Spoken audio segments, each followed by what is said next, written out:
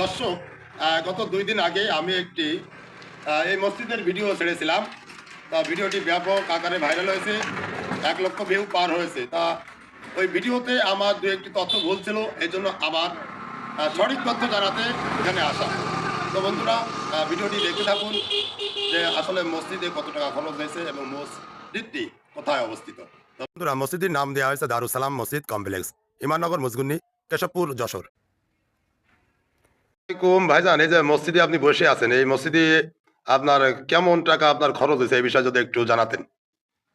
আমার শোনা কথা 10 লক্ষ টাকা, 10 কোটি টাকা বরাদ্দ। জি, এখন কত টাকা খরচ হয়েছে আমার অ্যাকুরেট জানা নাই। মানে বরাদ্দ এখানে 10 কোটি টাকা। 10 কোটি টাকা আর মসজিদের কাজ কি শেষ হয়েছে? না, মসজিদের কাজ চলমান, এখনো শেষ হতে কতদিন লাগবে আনুমানিক? এখন বলা যায় না ওইভাবে। পরিষ্কার পরিচ্ছন্নতা রাখার দায়িত্বে আছে। ও আচ্ছা আচ্ছা, খাদেম আপনার বেতন কত দেয়? আমার বেতন আপাতত 6,000 মতো আসবে। আর মুয়াজ্জিনের বেতন, ইমাম সাহেবের? মুয়াজ্জিনের বেতন 7,500, ইমাম সাহেবের বেতন 10,500। আচ্ছা, সব কি তিনি একাই বহন করে? জি। ও আচ্ছা গ্রামবাসীরা কম বেশি কিছু দেয়। আচ্ছা, তাহলে আপনি ভালো বলতে পারেন, আপনাকে নিয়োগ দিয়েছে কে? জি।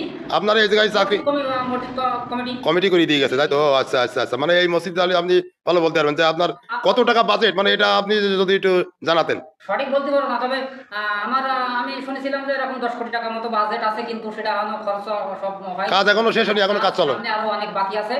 পার্কিং টাইলসগুলো লাগাবে, পরে বাথরুম আছে, আপনার ওযুখানা, পেশাবখানা, ও জায়গায় কাজ চলতেছে। এগুলো টোটাল এখনো এই দেখেন রঙের কাজ বাকি আছে, ওইটার রঙের কাজ বাকি আছে। কাজ শেষ হতে কতদিন লাগতে পারে আপনার? এখনো মানে খুব সম্ভবত বছর খানেক মতো লাগবে। এখনো বছর খানিক লাগবে। জি। ওরে